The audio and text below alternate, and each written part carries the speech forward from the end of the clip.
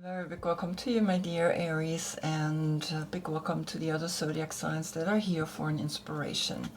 The sun is in Gemini and the moon is in your sign, and you get the Four of Wands. And the Four of Wands is a high time. And in that high time, we see the marriage, right? And a marriage is always something where we connect to another person in such a level that we can build a tent, that we can build a protection. And you see the Four of Wands is celebration, being together. Now, Venus right now is in Cancer. Cancer is the home. And so in a way, the celebration is happening at home, is happening where you feel most comfortable and feel that you can sometimes let your guard down, right? Because you, Aries, sometimes think you need to perform, you need to show the world how strong you are because you begin the sun year and you are the first cardinal sign, right, that begins the spring. So I'm going to look at Venus. And of course, since Venus is in Cancer, I'm going to look at Cancer because Venus is not in Aries. It's in Cancer right now. And we're going to look at reality, right? What reality is wanting to let you know. And we see that there is a high celebration happening here, right? Venus in your sign means that this is something that you want to live. I don't know if you live it right now because it's a card that just popped up. Are you living this? Are you living this kind of celebration? Let's see. Oh, the Lovers.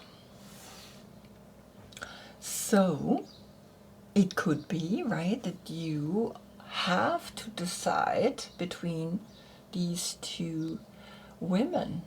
And Amor is pointing its arrow at you, not at her, not at her.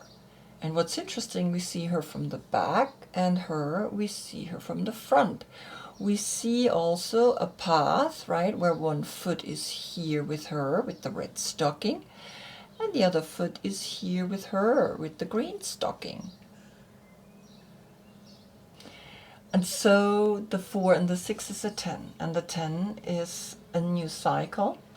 And this high time that you want to live, or I hope you're living, now depends with whom you can really live this level of consciousness.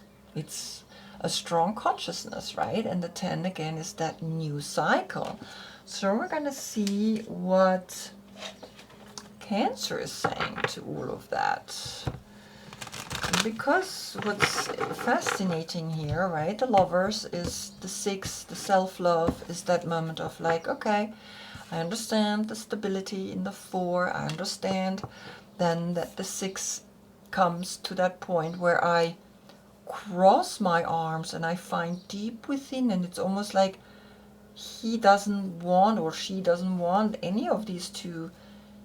He is or she is realizing it's about me. What do I feel? It's not what she feels for me or she feels for me. What do I feel with either of them? Really beautiful, right? So at the same time also scary because sometimes we're not sure if we can pick the right person, and then you get the 5 of Pentacles.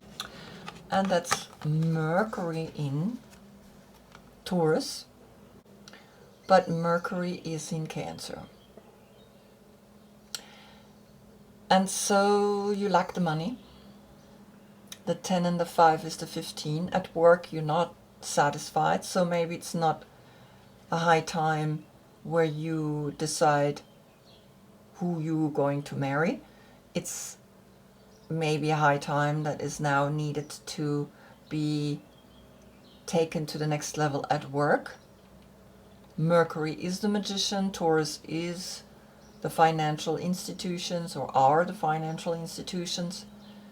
And the 15 we know is Capricorn, is the climbing up the ladder, is being successful, wanting to be successful, but somehow your self-worth is not really there yet. You torture yourself a little bit, right? You are not sure, because the pentagram is pointing downwards. And you have this 4 coins, right? The 4 wands, and then you have that one point that's pointing down. And yes, it's coming down, right? And the arrow is coming down. And someone here is also watching all of this. And she is bent over. So it's kind of like you have a guardian angel looking over all of this, what you are about to do. But I think it has to do with work. And the 15 turns into the 6. And so the 6 says very clearly self-love, right? Because the 5 and the 4 is a 9. And the 9 is a completion in a high time, understanding that money comes and goes.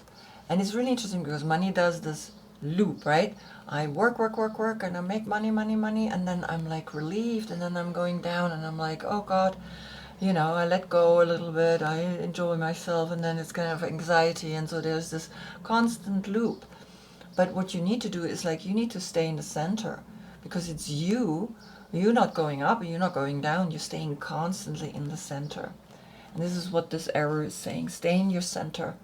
There's an offer coming here, there's an offer coming here, and you're like splitting yourself, but the arrow is pointing to the spine, the arrow is pointing to the top, where the opening is for higher consciousness.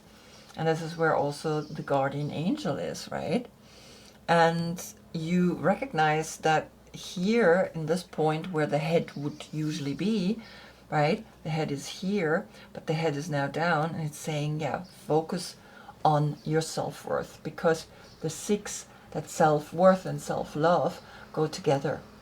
And I think this is the message, right? The message is clear that you are learning that Venus is moving quite fast. She's the morning and the evening star, and that Venus in Cancer is saying, well, now you have the time to look at your self-worth. You have the time to figure out how much do you love yourself, so that that high time is not in a shadow, right? It's not being overshadowed by financial problems, by financial situations, or also by a simple lack of self-worth. Wow, beautiful, strong message. I hope I see you in the next one. That's when we get the sun in Cancer. And Cancer is here, so the self-worth keeps continuing to be explored by you. Until then, I thank you so much for being with me. Namaste.